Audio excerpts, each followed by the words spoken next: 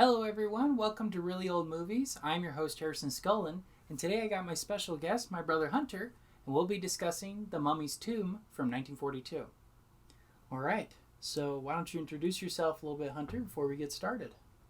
My name's Hunter, as was said multiple times. Yes. I'm Harrison's brother, and that's the only thing important about me. Yes. I am on Letterboxd. It's a good movie. Ooh. Haven't made a review in a couple months because I've been busy up at college, but... Yeah. Yeah, so I'll have links to that in the description. And, what's it called? It's a good movie, It's right? a good movie. It's a good movie. Well, we'll talk about this one today and determine if it's a good movie or not, right? Okay, so let's get started on the plot, Hunter. Why don't you talk a little bit about your thoughts on The Mummy's Tomb's plot and your score out of 5? Okay, well, the plot itself is a revenge story. And like any good revenge story, there's lots of walking around, learning new information, walking around some more. Yes, lots of walking. And Yep. Honestly, like, the whole movie was like, someone happened to be over here and overheard something, and they're like, okay, What? I'm gonna do this, and then they walk somewhere else and overhear something else, and then the mummy just kind of walks around. Yeah. He just does his own thing. I guess he's supposed to be like killing off the family or whatever, but he's just like wandering around and like happens to find them. Yeah. No, I found that really weird too, like, because he has his Turkish delight guy who's kind of guiding him around. He's like, go kill this guy. But it's like, how does he know where he lives? You know, how does he know where he's going to be at, what he looks like even? Yeah. Maybe to give a brief synopsis of the plot of the movie. In the first film, they go to Egypt and find a mummy, and they kill him. That's the whole movie. Yep. And then in this one, 30 years later, it opens with our main characters from the first movie. It's actually the second. From the second movie. Technically, it's kind of a soft reboot. It's not like the Boris Karloff one at all. I haven't seen that one yet. Oh, you haven't seen that one. Well then. But, anyways, so they just, like, explain the second movie, and show scenes, like, full scenes from that movie while he's describing the story. Yeah. And then it cuts to Egypt, and he's like, 30 years ago, these events happened. We're gonna go find them and kill all of them. Yes. Get revenge. Yeah. So, and then he goes and kills a bunch of people. And then it ends. Yeah, that pretty much sums it up. So, there's the one part in the movie, which only has like an hour and 1 minute runtime. Yeah, it's pretty short. Which is pretty standard for these Universal movies. Thankfully. But at one part, there's like the guy, just the like evil guy, the Turkish delight, as he was known in the day by his adamant followers, as in the actor, not the character. He's just like, I'm in love with that blonde lady, and I need a son to keep protecting the mummy. And that was like kind of just weird, like kind of random. Yeah. Like out of nowhere, they just showed him like thinking about her. Yeah, there's like no real motives for him at all other than to steal the girl. Anyways, so I gave it a 2. Gave it a 2? Well, I also gave the plot a 2. A lot of the things you said I mentioned, I'll just add. I didn't like how basically the first 10, 15 minutes of the movie are just a recap of the last one. So it's like, oh, well, I guess I don't need to watch the other one then, right? I think I kind of get why they did that because, you know, back then they weren't releasing physical movies. You know, you couldn't watch it again, so I could kind of see that. But when you watch the other movies, they show like maybe 1 or 2 scenes that kind of help you out, not whole sequences to where it takes up a good chunk of your movie. So to me, this feels like, oh, we don't have a lot of money, no production money. We still have this costume. Hey, let's just use 30 minutes from the last movie and rehash it into this one, you know? Yeah. It's kind of what it felt like. Yeah, well, on that note, like, the movie only runs an hour. So if Right. you eat up 15, 20 minutes watching the first movie, and then you just happen to be in, like, America walking around killing everybody. Yeah. It's like, what? But, yeah, I don't know. I didn't like that aspect. It felt very lazy and very cheap. Mm-hmm. And then, what else? I didn't like the other villain, the Turkish Delight guy. Mm-hmm. No motives really at all, not very clear. And the way he dies is just so anticlimactic. Yeah. Like, you just get shot and he's like, oh, he just falls over, Yeah. It wasn't even because the Turkish Delight guy kidnaps Steven, his fiance, But yeah, that's why I gave the plot a 2 out of 5. Mm-hmm. All right. What are your thoughts on the acting?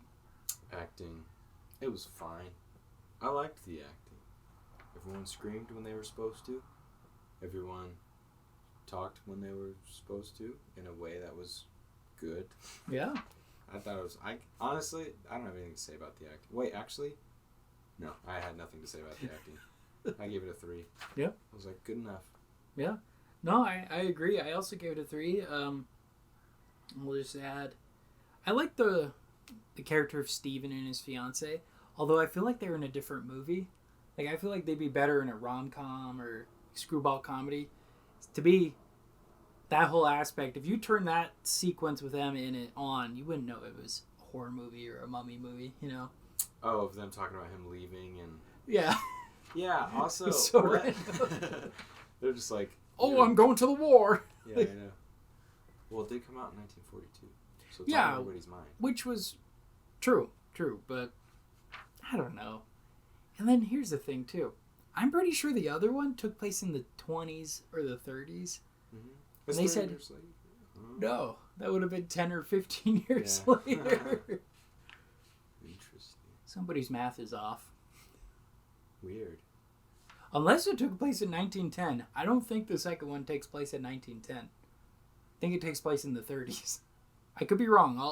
I'll check on that. They just expected us to be in perpetual war by the 60s. Maybe. Good point. I mean, technically we were, right? But anyways, that was a more compelling story there, though, than Yeah. anything. Yeah, Like, that was more interesting than anything else that the mummy was doing. that's funny. Weird. Yeah. So I don't know why they were there, honestly. Let's see. I like the mummy himself, but he's played this time by Lon Chaney, who's the Wolfman. I'm pretty sure he plays the son of Dracula. Like, in the 40s, he was like in every Universal movie as one of the characters. So I liked him. He was fine. But I do think he kills way too easily. Like, it's not believable at all. Yeah, He's just like limping and then grabs them and then they fall over dead. Like that other guy who's just holding a shotgun, he's just stunned, drops it and falls over. Yeah. Like, it was not good. Yeah, and then he just like leans over and. Yeah, he just. I didn't like that too much, but honestly, there are no performances though that stood out to me. I was like, oh, that was terrible, or oh, that was great. Everything just seemed, it was your average 40s movie. Yeah. I haven't really seen anything from this era to compare it to. So, like. Yeah, I don't think you have, huh? Not yet. Not yet. Yeah. Well, I would compare it to probably like one of those cheesy war movies that John Wayne would do, like Fighting Sea Bees, or like it was on that level. It was definitely like a B movie. Yeah. Yep. Yeah. Not your melodrama or something like Gone with the Wind or anything like that. Yeah, the production was like low. It was like watching like a TV movie. Yeah, it kind of felt like a TV movie. Maybe it was. I don't know. Right. There's no TV yet, but honestly, it could have easily been like a Twilight Zone episode or something like that. Yeah, if it was made 15 years later. But anyways, yeah, that's kind of my thoughts on the acting. All right, what are your thoughts on the directing? Kind of following my point about how the movie was literally just like people walking around. I gave it a 1. Because, like, that was it. The whole movie was just right, just walking around. Yeah. No, it's nothing spectacular. I've never heard of the guy who directed it. I don't remember his name. He was probably one of those, you hear like journeyman directors. Once you don't really have a specific style, they're kind of just hired on to do a project. Mm-hmm. Was it just a cash grab? This movie was just a cash grab? Probably. Or to keep rights to the characters or something? Well, because it's an original idea from Universal that they made for the first movie. Because unlike like Frankenstein or Dracula, those are adaptations, but this is an original idea they came up with. Mm-hmm. As far as I remember. And it is a sequel. It's a second sequel.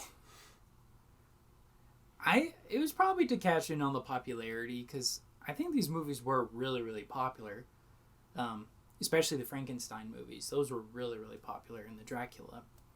So probably just, like the Marvel movies we have now, right? It's like, that's the next Mummy movie, next Batman movie, whatever. Yeah, just trying to look up a little bit online about this movie, I found like tons of movies, like tons and tons of monster movies with like similar titles, similar plots. Yep. Like there's one that has a title like almost synonymous with this one, and like it's the same mummy character, and he goes to like the bayou in Louisiana, and is like killing people. Oh, is that the Curse of the Mummy? Yeah, that's the next one. That's the next one. Okay. Yeah. But it's just like they're all just making well. Yeah, they took him out of Egypt, and he's just going around America. I guess now he's on a trip. That's going down the bayou. That would be a good show. The Mummy Experiences America. Yeah. All right, so 1 out of 5 for you, huh, for directing? Yeah, it was just generic. There was nothing unique about the movie at all. Yeah. No, and I'm glad I didn't watch the second one before I watched this, because I probably would have gotten them mixed up. The whole time, I kept calling this one The Mummy's Hand, because The Mummy's Tomb makes more sense for the other movie, because they're actually in his tomb. Yeah. This one, they're not really in it. Never. This one makes more sense because he's using his hand to kill people, you know? But they're switched. It doesn't make any sense. That's funny. Yeah. Well, I'll tell you my thoughts on the directing. I gave it a 2 out of 5. Felt lazy, no new stuff really. Because, like I was saying earlier, it felt like, well, the war's going on. We can't do a huge production like we did the last couple ones. Hey, we got this set that looks like a house in Louisiana. Hey, let's bring him to America. Yeah. That's a good idea. Then we don't have to build a throne room or anything. Ooh, we ran out of film. Hey, let's take 20 minutes from the last one. I want to look in the production history of this. There's got to be something about how poorly conceived and put together it was. Ugh. Yeah, I agree. It was very generic. Nothing special about it. Because when I think of a movie that has really good direction, I think of like Casablanca or even Wizard of Oz, Like you could kind of tell when they're in the sepia era in Wizard of Oz, and then when they're in the color era and they're, in Oz, it's very unique and different. And I give credit to, I think it was Victor Fleming who did that one. Yeah, but this, it's like, okay. Kind of like some Universal Mummy movies nowadays. Yeah, well. Well, just the Tom Cruise one was like. I haven't even seen that one. It's fine. So maybe history repeats itself. All right. What are your thoughts on cinematography / special effects? Okay. Well, they had the mummy suit. It was cool. Though, in the scenes from the first movie, he has like these creepy looking black eyes. Yeah, they colored on the film to do that. Really? Yeah. It looked so cool. Yeah. I was like... I remember really liking that, yeah. So I saw that in those, but in this one, maybe his eyes got burned when he got they were closed. He has like mud on his eyes or something. I was like... Yeah. He took away the one thing that actually made him look kind of unsettling and creepy was those like dark looking eyes. Yeah. And then in this one, he has like mud. Yeah. You got some poo-poo in your eye. That's what it looks like. It's true though. Well, and when you get the chance to watch the first one, that's actually the highlight of it. Is Boris Karloff, right? He has these like sunken eyes, so he kind of looks like a skeleton. And camera zooms in on it, and they put these really cool color filters. So he's like looking or light filters rather. So it's like really spooky looking because he like hypnotizes people almost. So they take all of that away and make it blind in this. So like it's not even the same mummy, but still. Yeah. So there's an interesting mummy where someone was trying to make a good. I don't know. They're trying to do something new. Yeah, trying to make a scary monster. This was just kind of just happening. Yeah. Interesting. So that was a bummer. I could see where it was, and I saw this and I was like, meh. And I thought the scream edits were funny.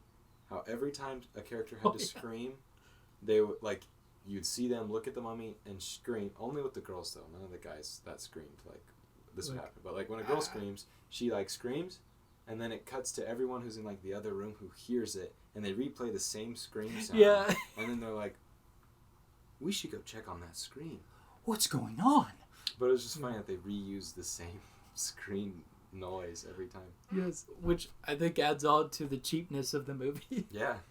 They probably could afford to do another scream. Yeah. Oh. And then, okay, there was one moment of special effects that I was like, that was good. And it's when the guy leaves the bar. He's walking in the alley, and the mummy like comes up to him in the alley and does his normal thing where he like reaches out. He like corners him. He like walks so the guy steps into a corner. Yeah. And he just kind of like, well, I guess he's got one arm tied up, but he like chokes him out. But, I kept thinking, throw a tire at him. No, well when he reaches down, the guy takes a plank and smacks him on the head with it, and it breaks. Yeah. And like spatters out. I was like, that was cool.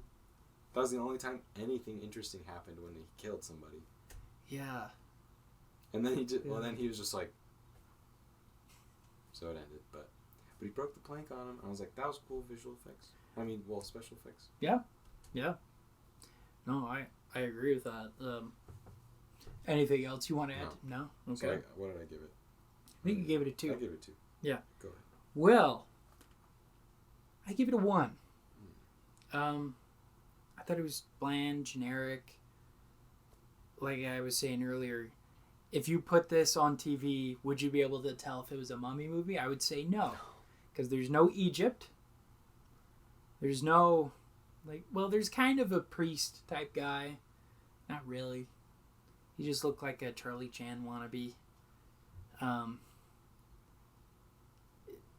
The set pieces were, again, it just looked like a house that they went inside of.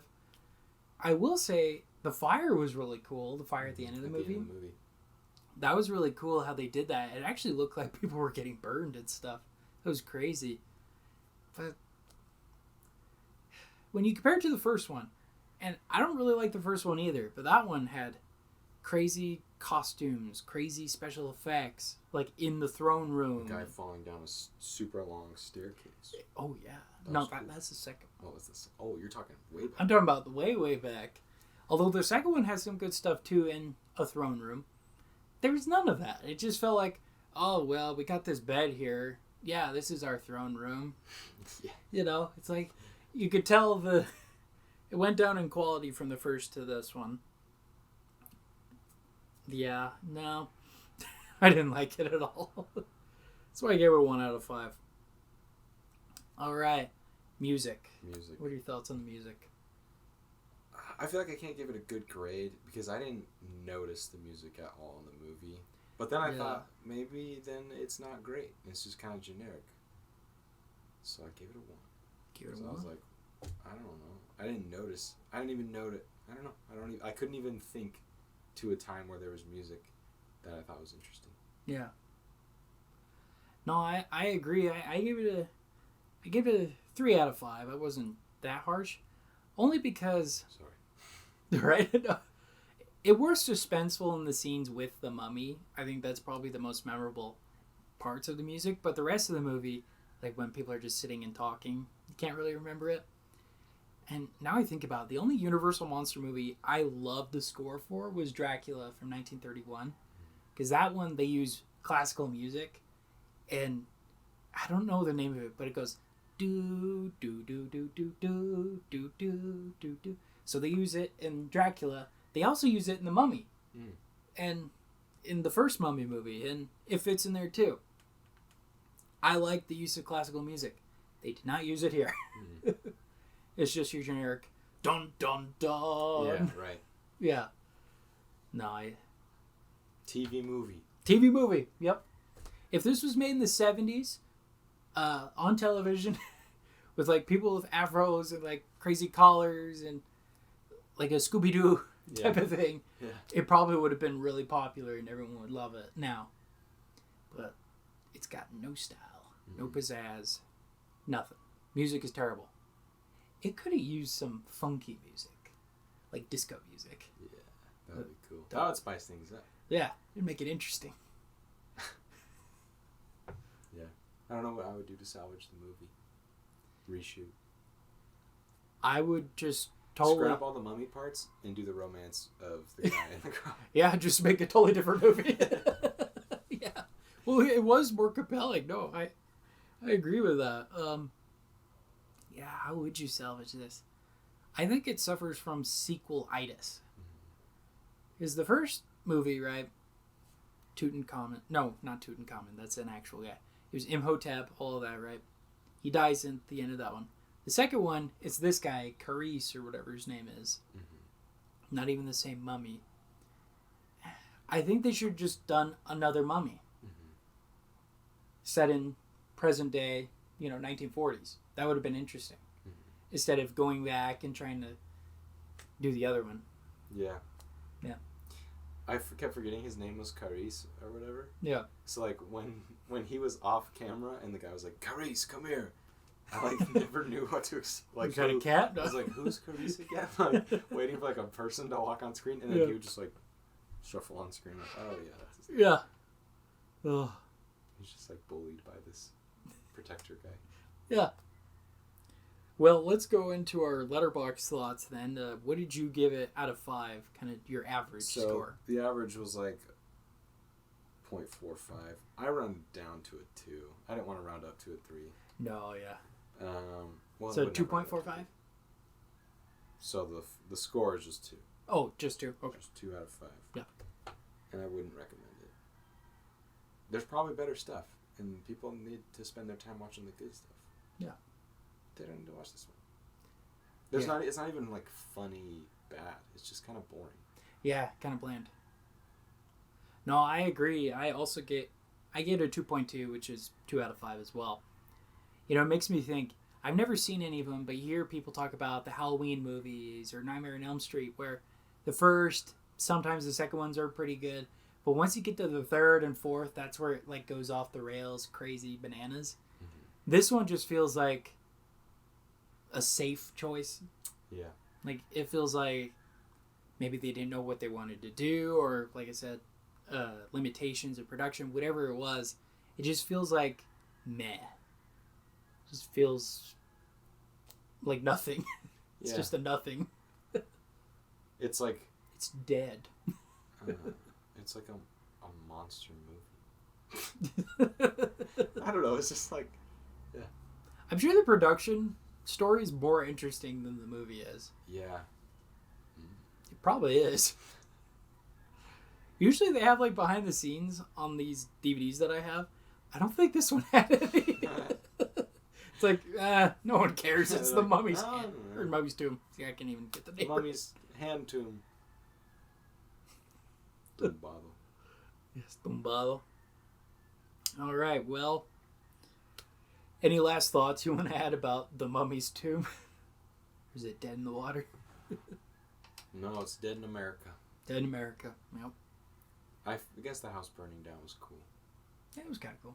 It was fine. They're like, scare him with fire. I have nothing to say about this.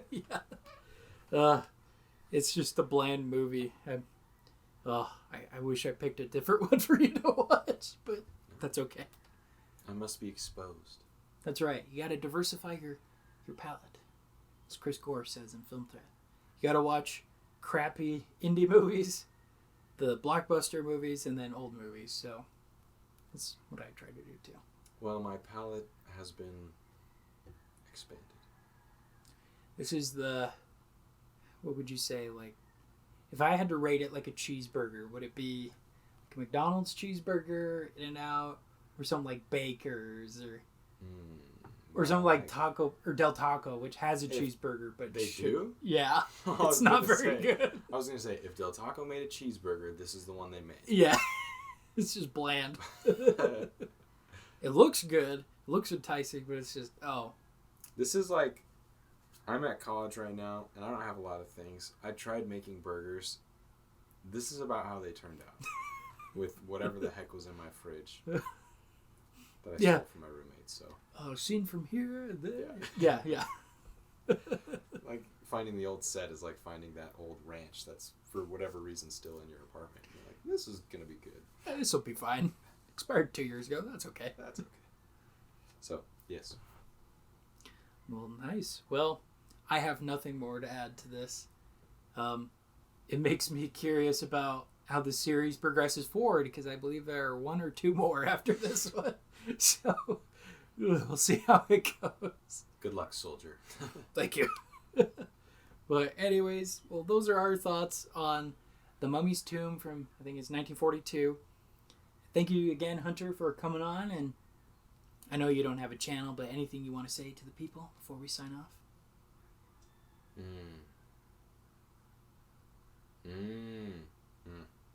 Those are my mummy noises. Those are the mummy noises. So for all you mummies out there, just leave with that. Okay. Well, thanks again for coming on, and I'm excited to keep watching more old movies with you, and in general by myself. No, I love having you on. I loved that one we did about the one that we did about oh my gosh, Joan of Arc.